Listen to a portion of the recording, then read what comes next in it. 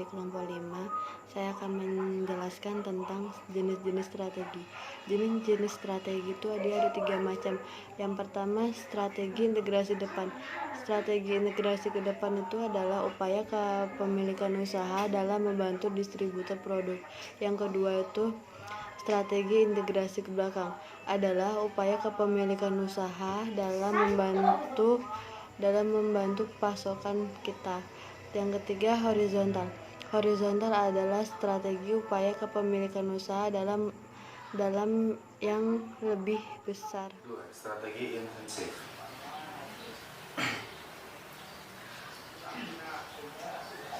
Pertama, strategi intensif ini mencari pasangan.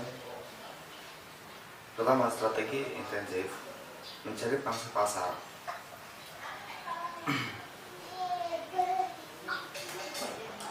Adalah dengan mengelola produk yang sudah ada, kemudian dikembangkan lagi cara pemasarannya untuk dapat berpromosikan untuk menyampaikan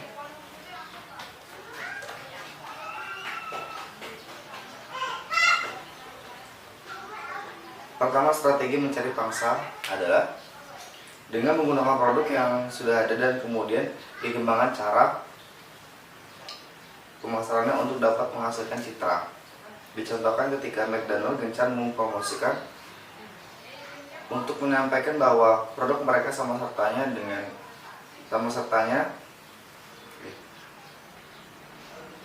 untuk menyampaikan bahwa produk mereka sama sertanya sehat untuk dikonsumsi. Strategi yang kedua adalah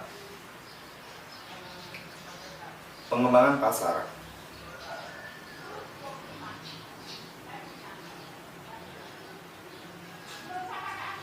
Hal ini umumnya meletakkan produk di geografis yang berbeda untuk menjangkau konsumen baru. Strategi yang ketiga adalah pengembangan produk. Mengembangkan produk yang ada mengembangkan produk yang udah ada, kemudian diperbaiki baik dari segi kualitas, bentuk, atau rasa variasi. Strategi intensif merupakan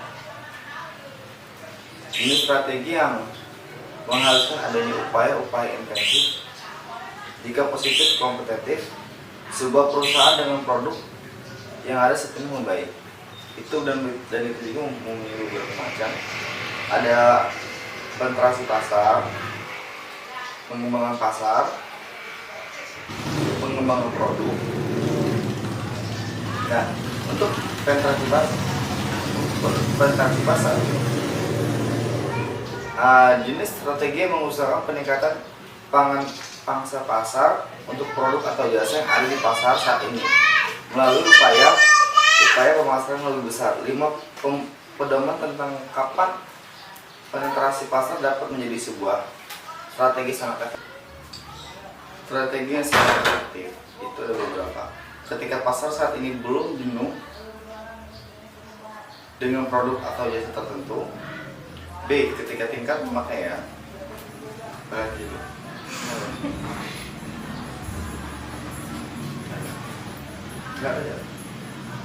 B. Ketika tingkat pemasaran konsumen saat ini dapat dinaikkan secara signifikan. K. D.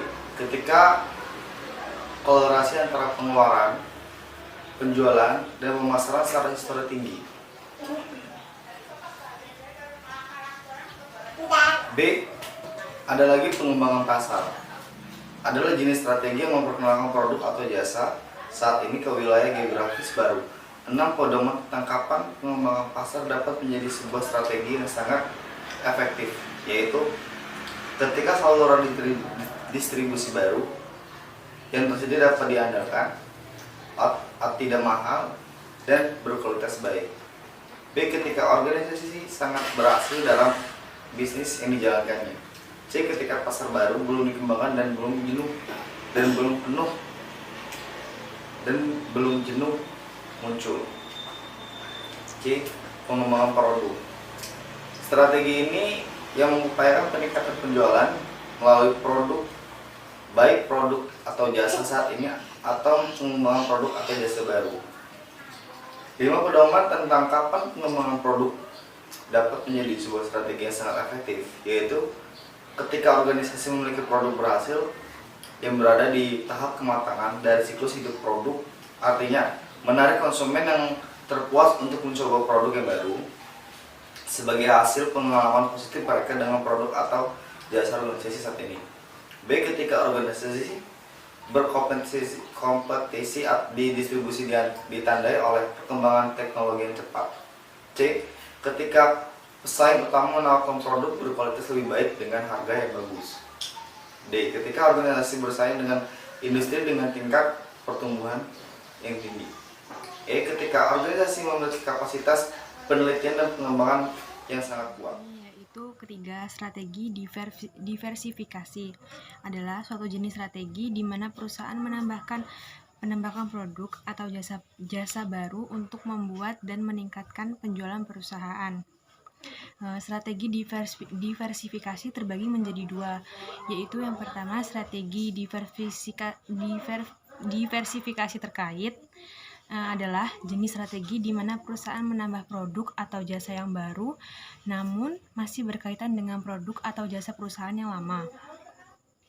Terdapat 6 pedoman diversifikasi terkait dapat menjadi sebuah strategi yang sangat efektif. Yang pertama yaitu ketika organisasi berkompetisi di sebuah industri yang tidak mengalami pertumbuhan yang lambat. Yang kedua, ketika menambahkan produk yang baru namun terkait secara signifikan mendongkrak penjualan produk saat ini. Yang ketiga, ketika produk yang baru namun terkait dapat ditawarkan dengan harga yang sangat bersaing. Yang keempat yaitu ketika produk yang baru namun terkait memiliki tingkat penjualan musiman yang dapat mengimbangi puncak saat ini. Yang kelima yaitu ketika produk organisasi yang ada saat ini sedang dalam tahap penurunan siklus hidup yang baik. Yang keenam, ketika organisasi memiliki tim manajemen yang kuat. Terus yang selanjutnya diverifikasi tidak terkait adalah jenis strategi di mana perusahaan menambah produk atau jasa yang baru namun tidak berkaitan sama sekali dengan garis bisnis perusahaan sebelumnya atau produk yang lama. Diversifikasi melibatkan usaha untuk mengakuisisi perusahaan yang asetnya bernilai rendah dan secara finansial sedang tertekan, atau yang memiliki prospek pertumbuhan tinggi namun kekurangan modal investasi. Terdapat beberapa pedoman tentang diverifikasi tak terkait dapat menjadi sebuah strategi yang efektif. Assalamualaikum warahmatullahi wabarakatuh. Saya Riki Mahendra akan menjelaskan materi selanjutnya, yaitu strategi defensif. Strategi ini menggambarkan ketika Anda harus mempertahankan keberlangsungan hidup perusahaan Anda atau ingin berhenti berbisnis dengan mewujudkan usaha Anda dengan nilai kekayaannya. Strategi pertama adalah pencuitan bisa dengan mengurangi jumlah karyawan yang cukup signifikan atau menutup beberapa toko-toko retail di mall untuk mengurangi biaya operasional. Strategi kedua yaitu dengan strategi diversi. Strategi ketiga adalah likuidasi. Likuidasi dapat dilakukan jika Anda benar-benar ingin menikmati nilai kekayaan usaha Anda. Strategi defensif merupakan jenis strategi di mana kondisi perusahaan sedang mengalami penurunan sehingga harus melakukan restrukturasi melalui penghematan biaya dan aset untuk meningkatkan kembali penjualan dan laba yang sedang menurun. Selanjutnya yaitu penghematan adalah strategi di mana dilakukan pengelompokan ulang atau regrouping melalui pengurangan biaya dan aset untuk membalik penjualan dan laba yang menurun. 5. Pedoman tentang kapan penghematan dapat menjadi sebuah strategi yang sangat efektif, yaitu yang pertama, ketika sebuah organisasi memiliki kompetensi khusus yang jelas namun gagal untuk secara konsisten memenuhi maksud dan tujuan dari waktu ke waktu. Yang kedua, ketika organisasi merupakan salah satu pesaing terlemah di suatu industri tertentu. Selanjutnya, ketika organisasi ditandai oleh ketidakefisiensian, profitabilitas yang rendah, semangat kerja karyawan yang buruk, dan tekanan dari pemegang saham untuk memperbaiki kinerja organisasi. Keempat, ketika organisasi gagal untuk memanfaatkan peluang eksternal, meminimalkan ancaman eksternal, mengambil keuntungan dari kekuatan internal, dan mengatasi kelemahan internal dari waktu ke waktu. Yang terakhir, ketika organisasi tumbuh membesar terlampau cepat sehingga reorganisasi internal besar-besaran dibutuhkan. Strategi selanjutnya yaitu divestasi, adalah strategi di mana dilakukan penjualan suatu divisi atau bagian dari sebuah organisasi. 6. Pedoman tentang kapan divestasi dapat menjadi sebuah strategi yang sangat efektif. Yang pertama, ketika sebuah organisasi menjalankan strategi penciutan dan gagal untuk mencapai perbaikan yang diperlukan. Selanjutnya, ketika suatu divisi untuk membutuhkan lebih banyak sumber daya agar lebih kompetitif dari yang dapat disediakan oleh perusahaan. 3. Ketika suatu divisi bertanggung jawab terhadap kinerja keseluruhan organisasi yang buruk. Selanjutnya, ketika suatu divisi tidak mampu menyesuaikan diri dengan bagian organisasi yang lain.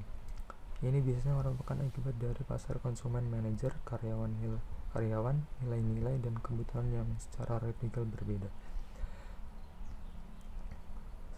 Kelima, ketika sejumlah besar dana dibutuhkan dalam waktu dekat tidak dapat diperoleh dengan cara lain. Yang terakhir, ketika tindakan antitrust pemerintah mengancam sebuah organisasi. Strategi yang terakhir adalah likuidasi, yaitu strategi di mana dilakukan penjualan seluruh aset perusahaan secara terpisah-pisah untuk kekayaan berwujudnya. 3 pedoman tentang kapan likuidasi dapat menjadi sebuah strategi yang sangat efektif. Yang pertama, ketika sebuah organisasi dapat menjalankan strategi penciutan dan divestasi namun tak satu pun berhasil. Yang kedua, ketika satu-satunya alternatif suatu organisasi adalah menyatakan diri bangkrut. Yang ketiga, ketika pemegang saham perusahaan dapat meminimalkan kerugian mereka dengan menjual aset organisasi. Sekian presentasi yang dapat kami sampaikan. Apabila ada salah kata atau tingkah kami yang kurang berkenan, kami mohon maaf. Saya akhiri, wabillahi taufiq wal hidayah. Wassalamualaikum warahmatullahi wabarakatuh.